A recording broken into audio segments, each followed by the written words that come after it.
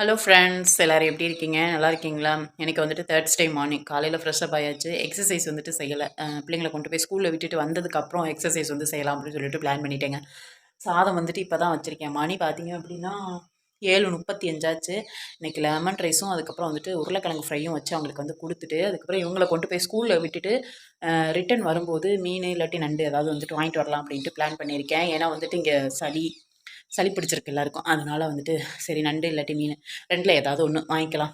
Price எப்படி இருக்குது அப்படிங்கிறத பார்த்துட்டு அப்படின்னு சொல்லிட்டு அஸ்விதா சூசரி வந்துட்டு இப்போ தான் வந்துட்டு ப்ரெஷ் பண்ண வெளியில் வந்து போயிருக்காங்க. தொடர்ந்து வந்துட்டு வீடியோ வந்துட்டு எடுக்க முடியலை. சில ஒர்க் வந்து போயிட்டுருக்கு. அதனால அது என்ன அப்படிங்கிறத அப்புறம் வீடியோவில் வந்துட்டு சொல்கிறேன். அதே மாதிரி பார்த்தீங்க அப்படின்னா இன்றைக்கி கிளைமேட் வந்துட்டு வெயிலே காணும். அதாவது மழை வர்ற மாதிரியே வந்துட்டு இருக்குது. எல்லாரும் எப்படி இருக்கீங்க? இதுதான் வந்துட்டு எங்கள் வீட்டுக்கு பக்கத்தில் உள்ள பச்சை பச்சைன்னு உள்ள ஒரு நேச்சர் ஏரியா, நேச்சர் பிளேஸ். எவ்வளோ க்ரீனாக இருக்குது பார்த்தீங்களா? ஃபுல்லாக அதுக்குள்ள காடு, அதுக்கப்புறம் வயல், தென்னந்தோப்பு இந்த மாதிரி இருக்கும். சூரியன் இப்போ தான் வந்துட்டு உதயமாகி கொண்டு இருக்கிறார். காலையில் ரொம்ப சூப்பராக இருக்குது கிளைமேட்டு. நல்ல கூலிங்காக இருக்குது. இந்த கூலிங்காக இருக்கிற கிளைமேட்டுக்கு சூடாக ஒரு cup coffee or tea, ginger tea வந்து குடித்தோம் அப்படின்னா ரொம்ப ரொம்ப சூப்பராக இருக்கும். ஆனால் குடிக்கக்கூடாது. வெயிட் லாஸ் பவுட்ரு வச்சு இப்போ நான் போட்டு இப்போ அதுதான் வந்துட்டு குடிக்கணும். வெயிட் லாஸ் பவுட்ரு, டீ காஃபிலாம் வந்துட்டு குடிக்கக்கூடாது. ஆனால் நேற்று வந்துட்டு ஒரு 1/2 கப் காஃபி வந்துட்டு நைட்டு வந்துட்டு காஃபியில் பால் நாட்டு சக்கரை போட்டு ஒரு 1/2 டம்ளர் கிட்ட குடித்தேன். அது மட்டும் குடிச்சிட்டு அதுக்கப்புறம் வந்து பார்த்திங்கன்னா தூங்கியாச்சு. நேற்று கொஞ்சம் ஒரே அலைச்சலாக இருக்குது. இந்த 2-3 நாளாக வந்துட்டு தொடர்ந்து அலைச்சல். அப்படியே திங்க் பண்ணி அப்படியே பார்த்தீங்க அப்படின்னா பைத்தியம் ஆயிடுவேன் ஒரு அந்த மாதிரி. என்னடா அது அப்படிங்கிற மாதிரி ஆகிப்போச்சு. கொஞ்சம் கொஞ்சம் என்ன சொல்கிறது, கொஞ்சம் டல்லாகவும் அதுக்கப்புறம் வந்துட்டு கொஞ்சம் எனர்ஜியாகவும் இருக்குது ஒரு சில டைம்ஸ் வந்துட்டு ரொம்ப டல்லாகிடுறேன். அந்த மாதிரி இப்படி தான் வந்து போயிட்டுருக்கு. வீடு பார்த்தீங்க அப்படின்னா இங்கே டைரி, என்னோடய டைரி, அதுக்கப்புறம் அப்படியே வரிசையாக புக்கு அது இதுட்டு இருக்குது. இப்போ பாருங்கள், நேற்று வாங்கிட்டு வந்து வச்சுருந்தேன் மிளகா, அதுக்கப்புறம் வந்துட்டு சிகப்பவல், அதெல்லாம் வந்துட்டு ஒரு சைடு கிடக்கு. எங்கள் அப்பத்தா வீட்டில் இருந்துட்டு பப்பாளி பறிச்சுட்டு வந்தேன். ப்ளீஸ் பப்பாளி வந்து எடுத்துக்கோங்க, உடம்புக்கு ரொம்ப ரொம்ப நல்லது. வெயிட் லாஸ்லாம் இருந்தோம் அப்படின்னா பப்பாளி வந்துட்டு நல்லாவே எடுத்துக்கலாம். ஒரு கப்பு வந்து காலையில் பப்பாளி, ஆப்பிள் இதெல்லாம் எடுத்துட்டோம் அப்படின்னா நல்லது. அது என்ன கொஞ்சம் பழுக்கணும், கொஞ்சம் கல்லாக இருக்கிற மாதிரி இருக்குது. கொஞ்சம் பழுத்துச்சு அப்படின்னா கரெக்டாக இருக்கும். சரி, வாய்ஸ் ஓவரே வந்து போட்டுட்ருக்கேன். பேசி வீடியோ போடலாம் அப்படின்னு சொல்லிட்டு தான் இன்றைக்கி வந்துட்டு பேசுகிறேன்.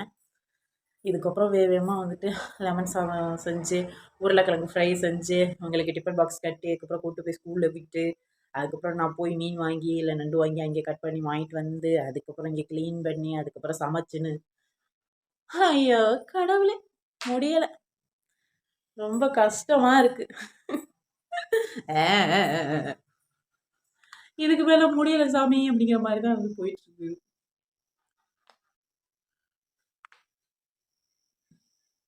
அப்புறம் சொல்லுங்கள், நீங்களாம் என்ன பண்ணுறீங்க?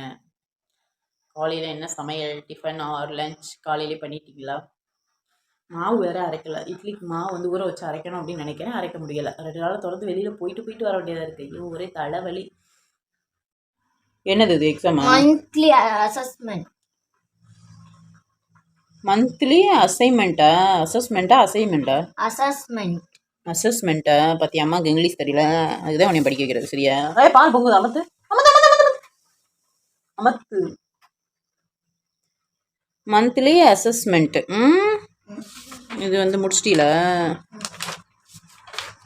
எவ்வளோ மார்க்கு? 60க்கு 58. எங்கே 2 மார்க்கு? குத்திடுவேன் குத்தி. எங்கே எழுப்பட? இங்கே போடுவேன், இந்த கோட்டிலே போடுவேன்.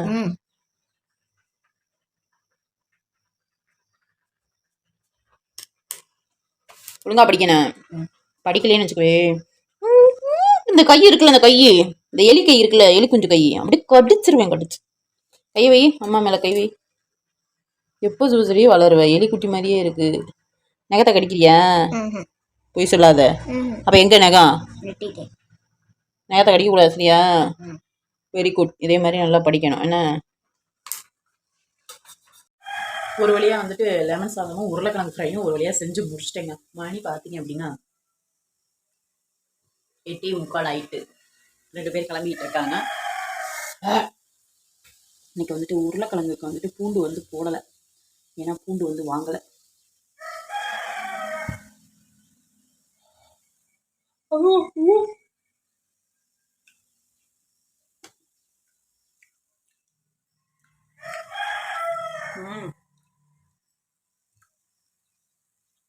பூண்டு போட்டால் தான் சூப்பராக இருக்கும். பூண்டு எனக்கு எல்லாத்துலேயும் தட்டி போட்டு சாப்பிட்றது எனக்கு பிடிக்கும். பூண்டு ஃப்ளேவர் வந்துட்டு வேற லெவல், அது ஒரு டேஸ்ட் கொடுக்கும். பூண்டு இல்லாமல் சமைக்கிறது இன்னைக்கு தான். நான் அந்த போய் வாங்கிட்டு வந்துடுவேன். பாருங்கள், லெமன் ரைஸும் அதுக்கப்புறம் உருளைக்கிழங்கு ஃப்ரை. சூப்பரான லெமன் ரைஸ். யாருக்கெல்லாம் பிடிக்கும் அப்படி, ஐயோ இப்போ சுட்டு பிடிச்சி, யாருக்கெல்லாம் பிடிக்கும் அப்படின்ட்டு சொல்லுங்கள். சூப்பரான lemon rice, school time favourite lemon rice, தயிர் சாதம். அப்புறம் எல்லாருக்குமே மோஸ்ட் ஃபேவரெட் அப்படின்னு பார்த்தீங்க அப்படின்னா அந்த உருளைக்கிழங்கு ஃப்ரை. இது மட்டும் ரொம்ப ரொம்ப ஃபேவரெட்னு சொல்லலாம். லெமன் சாதம் உருளைக்கிழங்கு ஃப்ரை ரொம்ப சூப்பராக இருக்கும், ரொம்ப டேஸ்ட்டாகவும் இருக்கும். இதை விட துவையல் வச்சு சாப்பிட்டோம் அப்படின்னா, புதினா துவையல் இல்லை கொத்தமல்லி துவையல் இல்லை வதக்கு துவையல் வச்சு இந்த லெமன் சாதம் சாப்பிட்டு ஒரு வடை வச்சு சாப்பிட்டோன்னா அப்போ அல்டிமேட் டேஸ்ட்டாக இருக்கும் தெரியுமா. ஐயோ சாம அப்படிங்கிற மாதிரி. எங்கள் வீட்டில் ஒரு என்ன சொல்கிறது, சின்னது, நான் பெற்ற சின்னது இருக்கே, அது படுத்துகிற பாரு இமிசை தாங்க முடியும். சும்மாவே இருக்குது இல்லை வம்பெடுத்துக்கிட்டு 2 பேரும் காலையில் எழுந்திரிச்சு பஞ்சாயம் பண்ணுறதே எனக்கு வேலையாக இருக்குது.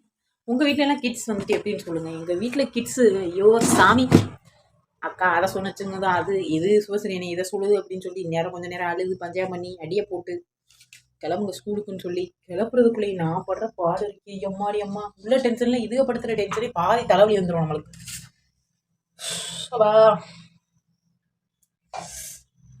பூத்தட்டில் பூ போடுங்கன்னா போ சீக்கிரம் போ, மணி ஆயிடுச்சு, ட்ரெஸ்ஸை போடு. என்ன அநியாயம் பண்ணுது அப்பா, என்ன படத்தை கடவுளே, ஏப்பா இப்படி படைச்சு இதை போட்டு படுத்துறேன். கடவுள் வந்து இப்போ வந்து என்னை கேட்டாருன்னா என்ன சொல்லுவேன் அப்படின்னு, எப்படி இருக்கு அப்படின்னா, ரொம்ப புண்ணியத்தில் ரொம்ப நல்லா இருக்கு அப்படின்னு சொல்லுவேன்.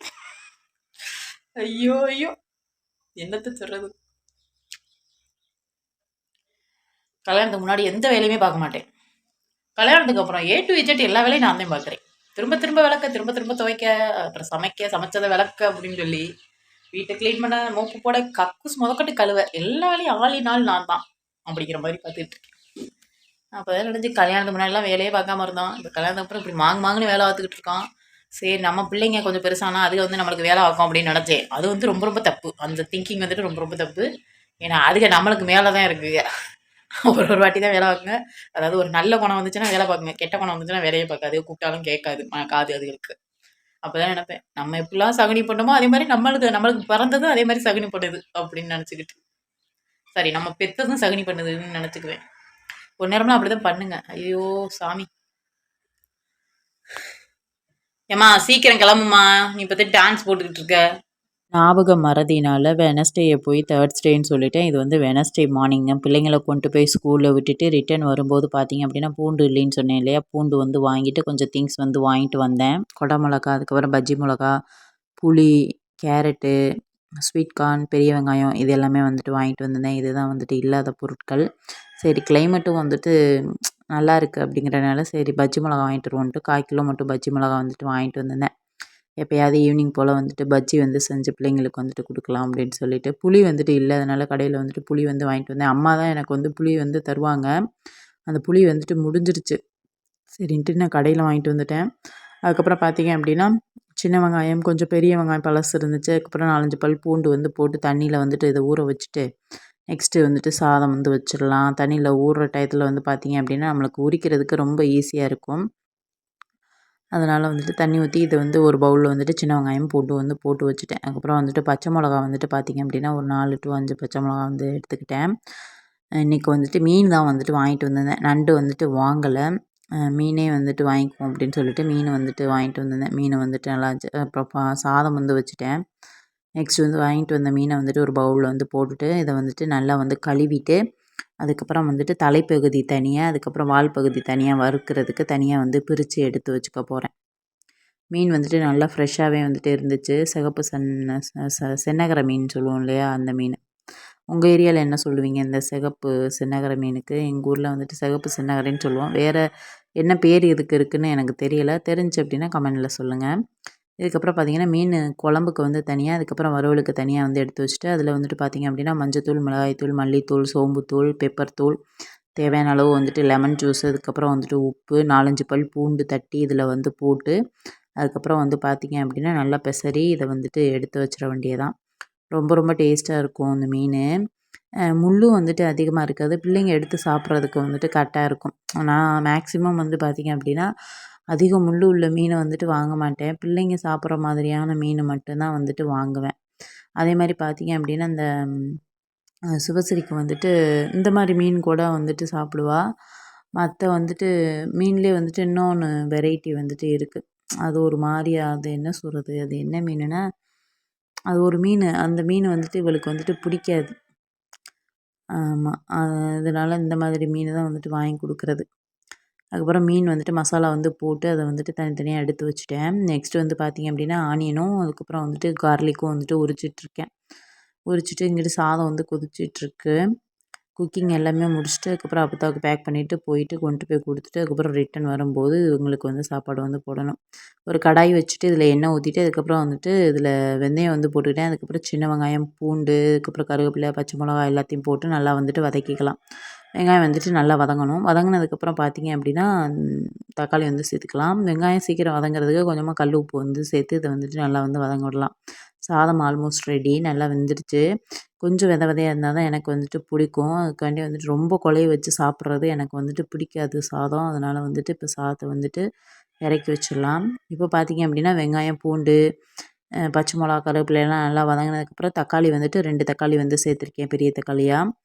சேர்த்துட்டு இதை வந்துட்டு நல்லா வந்து வதக்கிக்கலாம். தக்காளி நல்லா வந்துட்டு இந்த அளவுக்கு குழஞ்சி வெந்து வந்ததுக்கப்புறம் பார்த்திங்க அப்படின்னா இதில் வந்துட்டு மஞ்சத்தூள், மிளகாய்த்தூள், மல்லித்தூள் இது மட்டும்தான் நான் வந்துட்டு சேர்த்துருக்கேன். சேர்த்துட்டு அதுக்கப்புறம் பார்த்திங்க அப்படின்னா ஒரு எலுமிச்சம்பழம் சைஸ் வந்துட்டு புளி வந்து ஊற வச்சுருக்கேன். அதை வந்து கரைச்சிட்டு இதில் வந்து சேர்த்துக்க வேண்டியதான். சேர்த்துட்டு அதுக்கப்புறம் பார்த்திங்க அப்படின்னா உப்பு இருக்கா என்னென்னு லாஸ்ட்டாக வந்து பார்த்துட்டு, உப்பு பத்தலை அப்படின்னா உப்பை வந்து போட்டுட்டு நம்ம கொஞ்சம் தண்ணி வந்து சேர்த்து இதை வந்துட்டு கொதிக்க விட வேண்டியதான்.